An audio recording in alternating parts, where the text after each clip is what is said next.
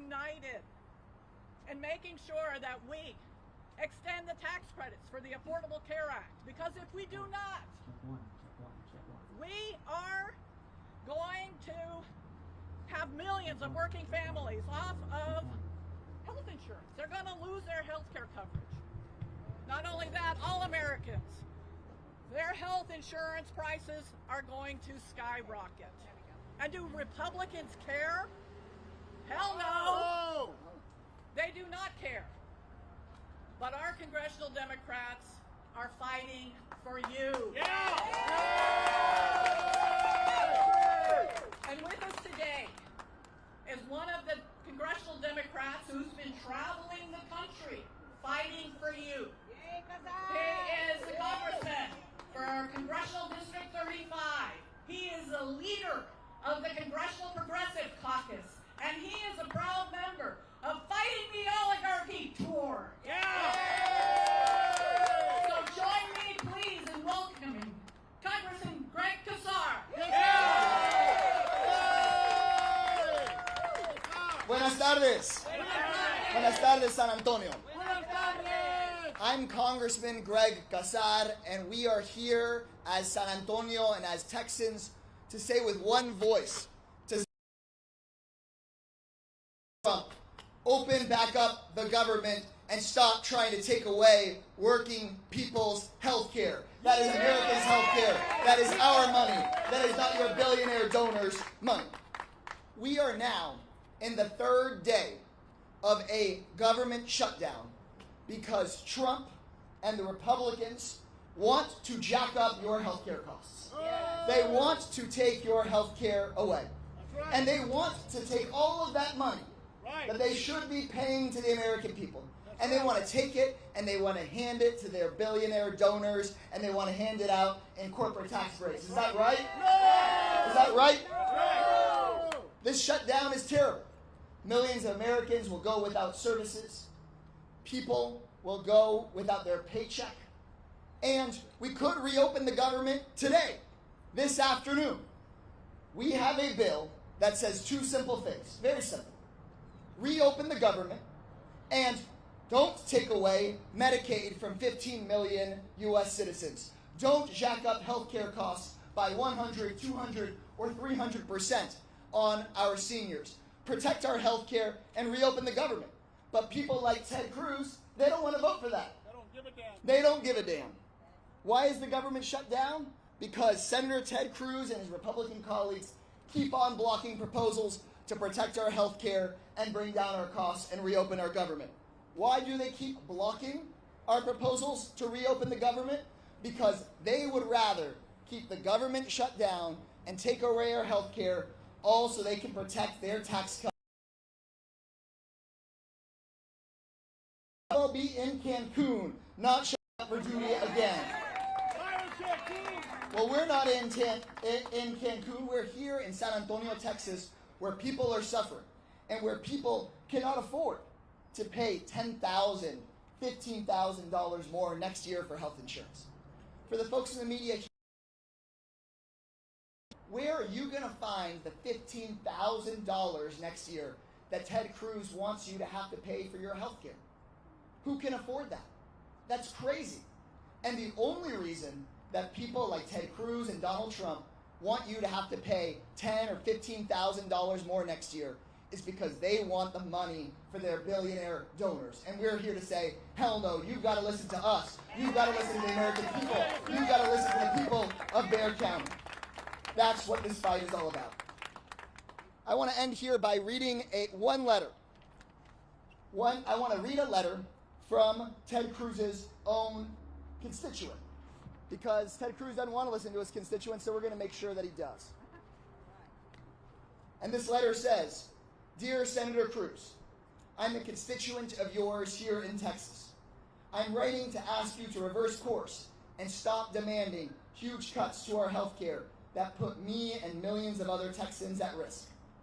This constituent writing says that he has muscular dystrophy, and Medicaid makes my life possible. It allows me to live at home with my wife and our 2 dogs, to pursue my career and to support local businesses and volunteer in my community. If I didn't have Medicaid, none of that would be possible. But right now, my care is at risk because of the cuts you are pushing for, Ted Cruz. I am not alone. People you represent across Texas and millions of people across America could lose their health care or have their premiums doubled because of the massive cuts you are pushing. No one in America should go without health care.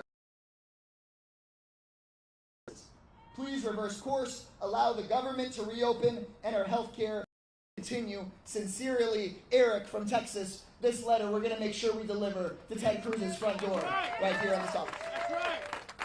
But before we do that, I want to hand the microphone over to a real hero for healthcare here in Bexar County. Sharice, take it away. Thank you so much, Congressman. I'm Sharice Virginia from the San Antonio AIDS Foundation. We test for HIV, STIs, preventive health care. Last year, we tested almost 5,000 people for HIV and diagnosed 60 new infections. Do you think all of those folks came from the same political party? I can guarantee you they did not. HIV doesn't discriminate. We see people from all political persuasions, and the funds that are provided by the federal government allow us to offer health care to all. Also last year, we helped 100 people get onto the ACA. That means that not only do they have insurance now that they can afford to get services from us, if they get in a car accident, they can go to the hospital. This is why this is not just a partisan issue. This is a nonpartisan issue. If we suddenly have 100 more people that no longer have health insurance and they have an accident or they have cancer, or they have some life-threatening disease, and they have to go to the hospital for care, guess what's going to happen in your emergency rooms? Guess what's going to happen to the bottom line for our healthcare organizations? So it's not just nonprofits like us that suffer, and believe me, we will suffer. It's also our entire healthcare industry, which in San Antonio is incredibly important. Not to mention all the lives that are at risk if we remove these options for affordable healthcare. So I'm here today to ask all of our government to remember that this is not just about our lower income people or the people that are marginalized, the people that we think we're not going to care about. This is about everybody in our community. Everybody is at risk. Everybody needs access to health care. Health care is absolutely a human right, and our federal government is obligated to make sure that it's available to everybody in our community. Thank you. Thank you.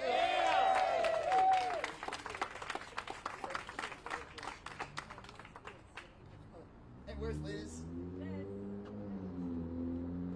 Next, we have another one of our healthcare champions. Thanks so much for being here, Liz.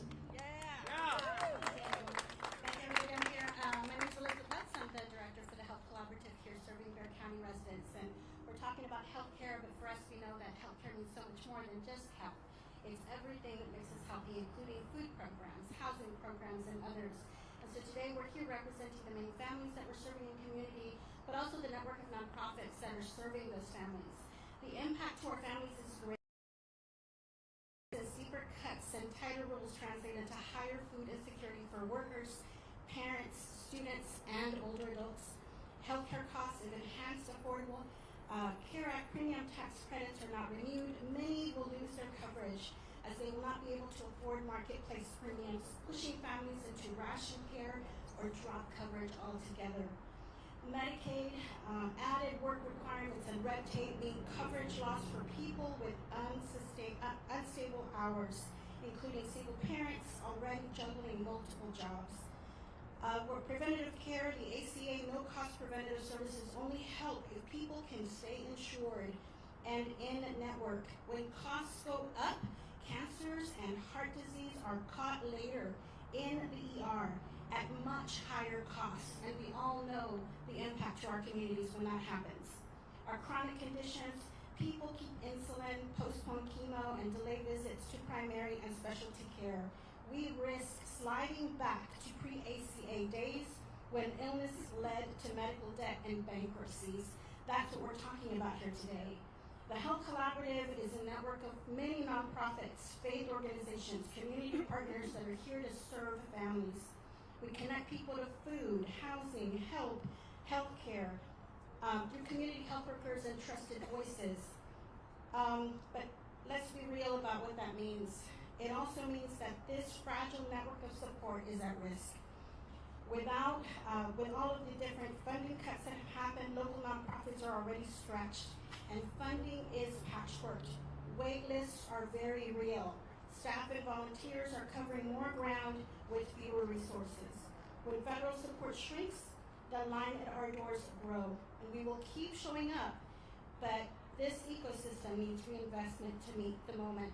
We encourage everyone, all of the families that are at home, to make your voices be heard. We're here as a support for you, but we need your help. Thank you.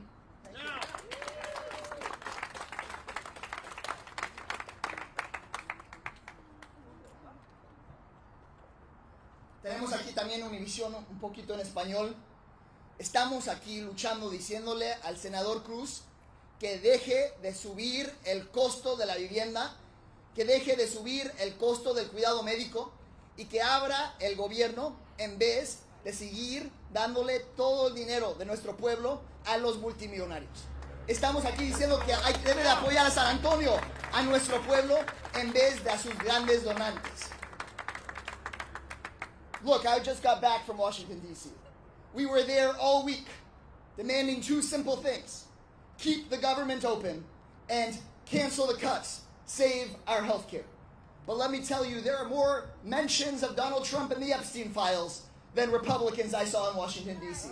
They'd all fled. They'd all gone on vacation because they want to with their billionaire donors instead of opening the government, paying our federal workers, delivering services to people.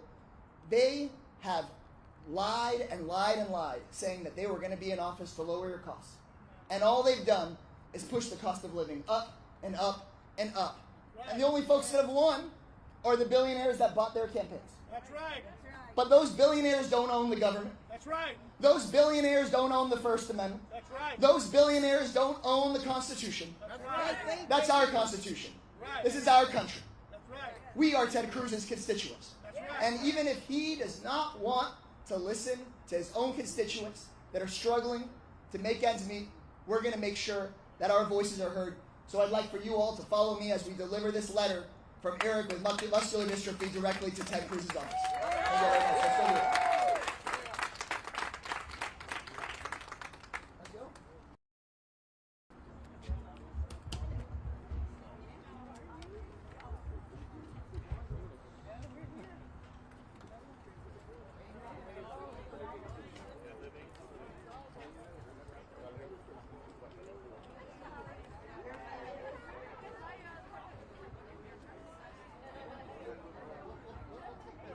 This is our building. This is our building, our office.